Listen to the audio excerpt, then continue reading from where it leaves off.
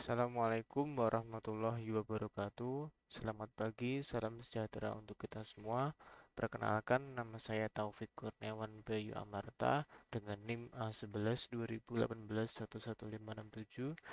Pada kesempatan kali ini, saya akan menjelaskan tugas ujian tengah semester pada mata kuliah proyek perangkat lunak, yaitu proposal proyek sistem penjualan mebel berbasis website.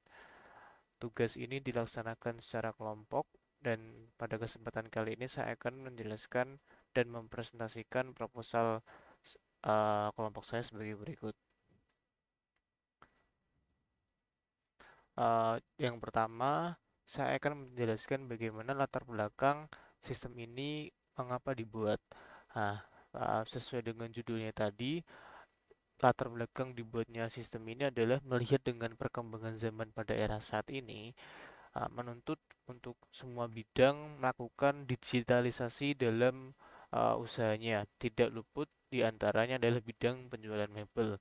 Mengingat pada era dan zaman saat ini, permintaan dari konsumen yang cukup besar membuat toko mebel harus bisa beradaptasi dengan perkembangan zaman. Apabila toko mebel hanya mengandalkan offline saja, toko offline saja bisa, tapi tidak bisa menjangkau seluruh customer yang lokasinya jauh dari lokasi toko tersebut. Apalagi ditambah di tengah pandemi seperti ini memberikan pukulan terhadap pengusaha mebel. Oleh karena itu diajukanlah sebuah sistem yang bisa melakukan penjualan dan bisa menjangkau konsumen lebih luas dan lebih banyak lagi dengan memanfaatkan informasi teknologi yang nantinya berbasis website untuk dapat melakukan penjualan dan pemesanan maupun informasi dari mebel tersebut secara online. Nah, selanjutnya adalah ruang lingkup proyek.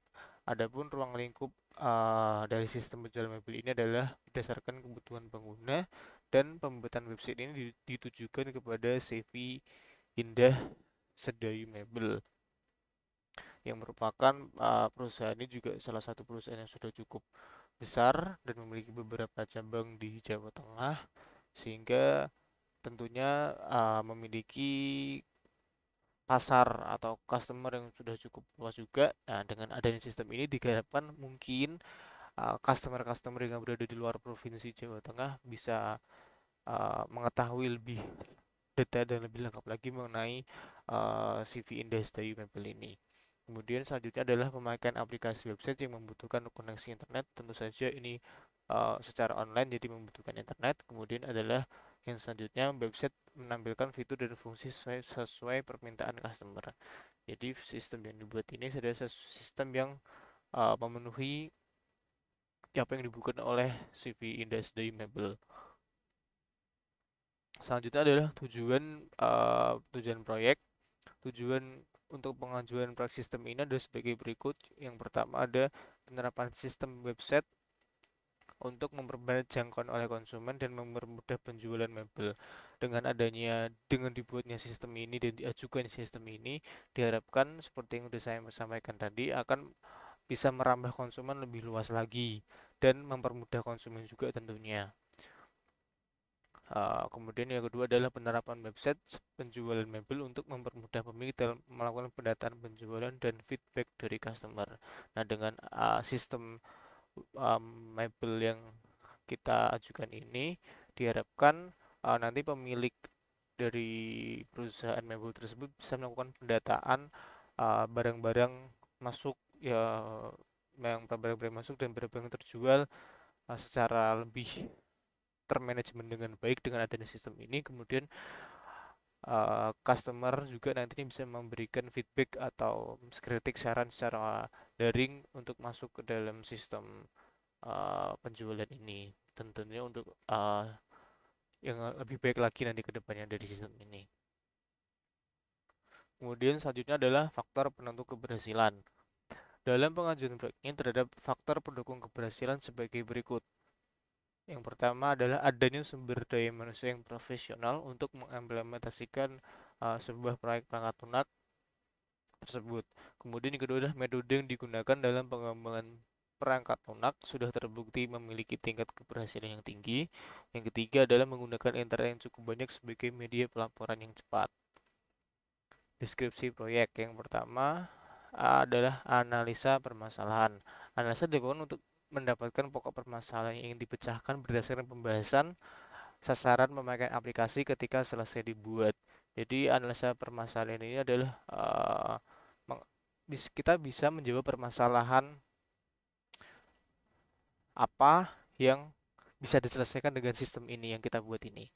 Kemudian selanjutnya adalah perancangan aplikasi. Pada tahap ini dilakukan uh, perancangan dimulai dengan menentukan aplikasi pembantu yang akan digunakan untuk membuat aplikasi ini.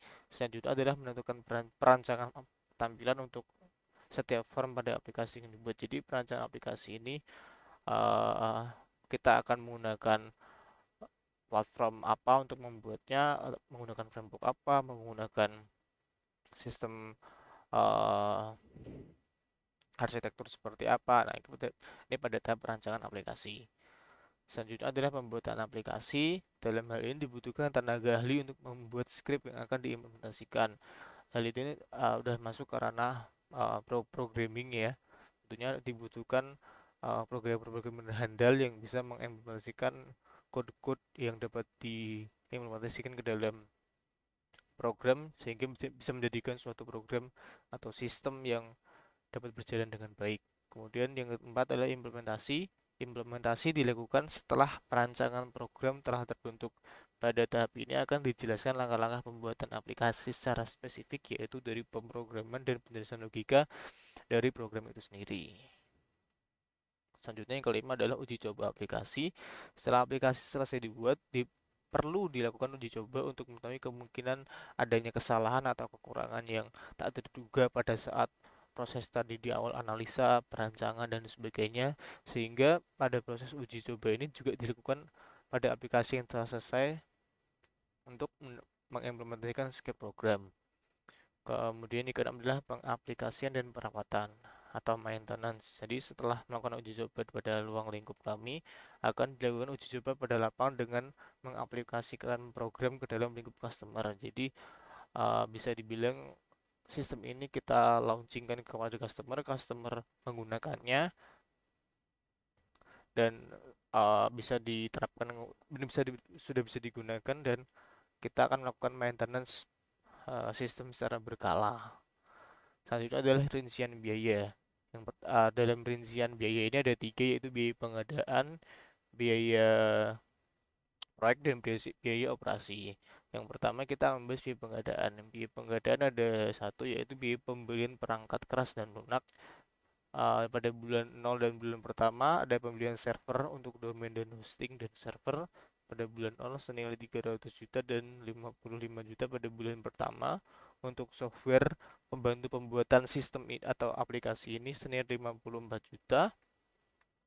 Untuk firewall untuk memperkuat jaringan senilai 65 juta. Untuk jaringan ada 17 juta 550 ribu. Jadi untuk total pembelian perangkat keras dan perangkat lunak senilai 436 juta 550 ribu pada bulan 0 dan 55 juta pada bulan 1.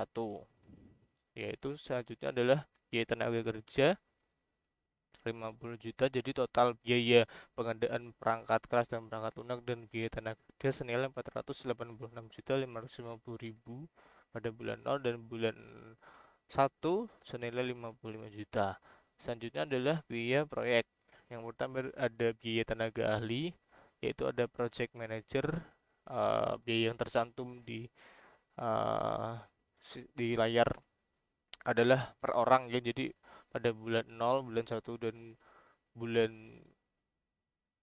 pada bulan 1, 2, 3 itu biaya per orang untuk project manager senilai 4.500.000. Kemudian sistem analis 4 juta rupiah untuk bulan pertama saja. Programmer per orang 3.500.000 sama bulan 1, 2, 3. Karena memang waktu yang cukup dibutuhkan untuk lama adalah implementasikan aplikasi, yaitu proses pembuatan aplikasinya memang cukup dibutuhkan waktu yang lebih lama. Kemudian ada tahap analisis, yaitu tahap yang ada yang pertama ada biaya pengumpulan data senilai 1.500.000. Kemudian ada biaya rapat senilai 1 juta selama 4 bulan berturut-turut. Jadi total biaya analisis sistem senilai 2.500.000 pada bulan pertama, pada bulan 1, 2, dan 3 masing-masing senilai 1 juta rupiah. Yang ketiga ada tahap desain sistem, biaya pembuatan desain sistem senilai 5 juta pada bulan pertama. Selanjutnya adalah tahap penerapan sistem, ada tahap uji coba dan tahap maintenance yang masing-masing pada bulan 1, 2, dan 3 bertotal senilai 1 juta rupiah, 1.500.000 dan 1.500.000 rupiah. Selanjutnya total biaya proyek pada tahap ABCD di atas tadi pada bulan pertama 0 senilai 2.500.000, pada bulan 1 19 juta, pada bulan kedua 10.500.000 dan pada bulan ketiga juga sama senilai 10.500.000 rupiah. Yang terakhir adalah biaya operasi. Biaya operasional personel untuk bulan pertama, kedua, dan ketiga masing-masing senilai 5 juta rupiah. Untuk biaya habis pakai atau biaya yang digunakan untuk penunjang pembuatannya ada biaya listrik dan biaya internet pada bulan pertama senilai 7 juta dan bulan 2 3 senilai 6.500.000. Kemudian ada biaya perawatan perangkat keras yang tentunya digunakan untuk pengembangan dan pembuatan aplikasi pada bulan pertama, kedua, dan ketiga senilai 3 juta rupiah. Jadi total biaya operasional dan perawatan pada bulan pertama 15 juta dan bulan kedua ketiga masing-masing 14.500.000 rupiah. Jadi total biaya keseluruhan untuk bulan 0, bulan 1, 2, 3 masing-masing bernilai 489.550, bulan pertama 89 juta, bulan kedua 25 juta, dan bulan keempat senilai 25 juta rupiah. Rincian biaya tersebut di atas yang saya jelaskan tadi sudah lengkap dan detail untuk perinciannya. Dalam untuk pengembangan sistem dan aplikasi ini dari awal hingga akhir jadi dan siap digunakan dan siap dipasarkan kepada customer CV Industry Mebel. Kemudian adalah jadwal proyek, deskripsi teks, dan perkiraan waktu yang dibutuhkan. Berikut adalah daftar tabel jadwal perkiraan pengerjaan proyek. Yang pertama adalah analisa dan pengambilan data, survei ke customer. Ada survei ke customer, wawancara, dan pengumpulan berkas masing-masing 7 hari. Kemudian tahap 2 adalah perancangan dan desain sistem. Ada pembuatan desain database selama 7 hari, pembuatan dan perancangan sistem selama 14 hari. Tahap ketiga merupakan pembuatan aplikasi, di mana proses intinya pada di sini yaitu membutuhkan waktu yang cukup lama. Proses pembuatan aplikasi website durasinya selama 45 hari, dan kemudian setelah aplikasi berhasil dibuat adalah proses pengujian selama 14 hari, dan kemudian nanti setelah proses pengujian selesai sesuai dengan deskripsi proyek tersebut terdapat pemeliharaan atau maintenance secara berkala sesuai dengan perjanjian yang telah ditetapkan secara bersama. Kemudian selanjutnya adalah struktur organisasi proyek. Yang pertama ada project manager, yaitu dengan saya sendiri, Taufik Kurniawan Bayu Amarta. Kemudian yang kedua ada sistem analis, yaitu dari Maulana Setia Putra, teman kelompok saya. Yang ketiga ada programmer, yaitu Kelvin Aditya. Kemudian menutup, demikian proposal ini kami ajukan, kan kami presentasikan, yaitu aplikasi website sistem penjualan mebel berbasis website.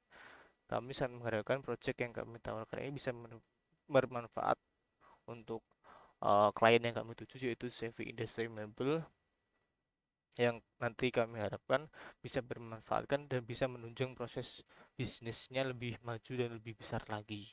Kami lampirkan beberapa lampiran. Yang pertama ada lampiran screenshot aplikasi website, yang kedua adalah portfolio.